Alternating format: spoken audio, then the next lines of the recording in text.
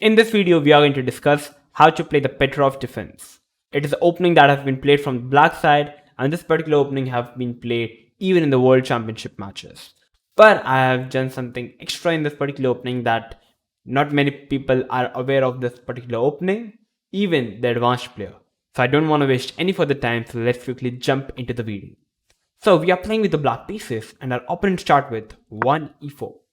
We play the move e5, knight f3, and here on the second move we play the move knight f6. From here the Petrov defense begins.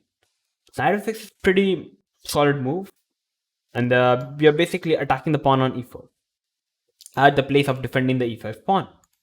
So here white captures the pawn, which is the main move. After knight into e5, the main move is to play the move d6, the knight goes back, and now we simply capture the pawn. That's how the line goes. But at the place of doing this, we are actually going to capture the pawn on e4 with the knight. And here after knight into e4, many people think that this is the trap. So white plays the move queen e2, and many people think that it is a winning position for white. Because if the knight moves, we are having knight c6 and we are losing the game. But after queen e2, we play the move queen to e7. Queen takes the knight, we push the pawn to d6, attacking the knight. The knight cannot move because the queen would be hanging. So here white plays the move d4, which is the only move. We capture the knight. And here white is having two ways to capture the pawn. If he captures with the pawn, we play the move knight to c6, double attacking the pawn. If white defends it with bishop f4, it's already a blunder. g5. The bishop goes back and now comes f5, attacking the queen. You cannot pass in because the queen is hanging, so you must move the queen, and I can simply push the f4 pawn and win the piece. The piece is trapped and you can already win the game. So this is what happens if white plays the move bishop f4. So now let's try to discuss what happens if white plays the move f4. After f4, we play the move bishop g4, developing the bishop, and our idea is to simply do a long castle.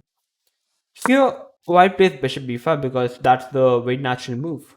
White wants to short castle as soon as possible. He's developing the piece and he's also attacking the knight 2 times. After bishop b5, it's already better for black. Black can simply long castle. And the idea is to simply play the move rook d1, check, and also hitting the rook. So here, for example, if white captures the knight, we give a check and we can simply capture the rook and we are having a winning position.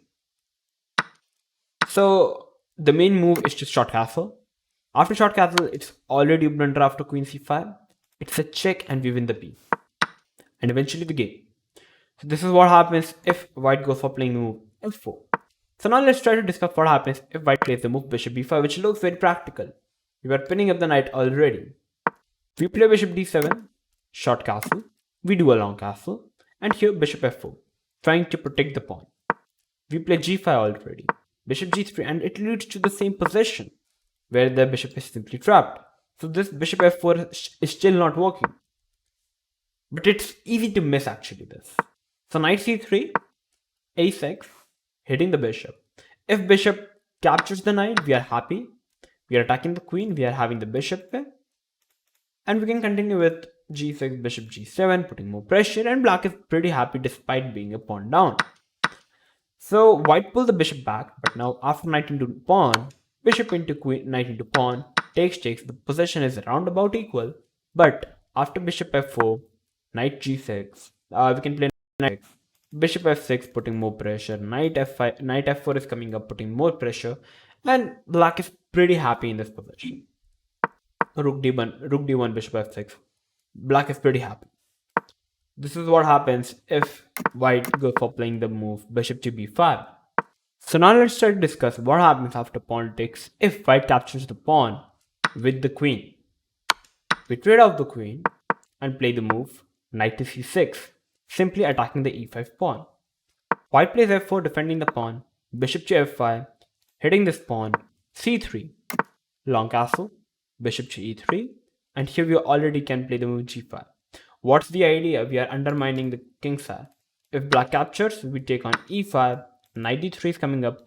We basically take the advantage of the weak king in the center. So after g5, white plays g3. We can still take and play the move bishop to h6. Putting pressure over here. if bishop g2, rook g8 is a good move. Rook g8 is a good move, but even stronger is knight into e5. That's the idea of bishop h6. If you take now bishop into bishop, you are having the bishop pair and also a good position. So this is how you can continue if the opponent plays the move. Queen into e4. This is a very interesting line particularly. So just simply undermine the queen side, bishop h6, and just always take note of this knight e5 ideas. Black is pretty comfortable because white's king is still in the center. That's the weakness. That's what happens if white takes with the queen. So now let's try to discuss some sidelines that can happen into your game. Coming back, after knight into e4, white can play the move queen f3, attacking the knight and also threatening mate in 1. Nothing to fear. Simply come back with the knight, bishop c4, push the pawn to d5, hitting the bishop, and here bishop d6 simply, c6, short castle, and place a simple check, bishop g4, and we are having no problems to worry about. You are having a very good position, and yeah. An interesting thing here is, already on the move number 3, you are going to surprise your opponent by capturing the pawn on e4, which he has not studied in his past, and he's completely surprised on the board, whereas you are already prepared. So after let's coming back, there are many people who are not really capturing the pawn on e5, but play the move knight c3. How to continue now?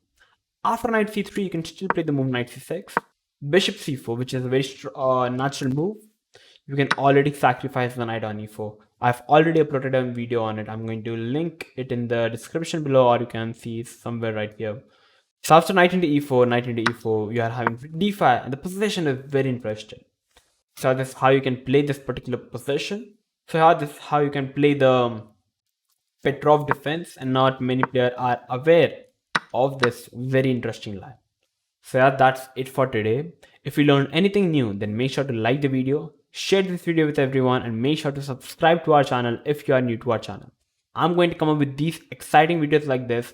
So till then, stay tuned and keep watching Oneshot Chess.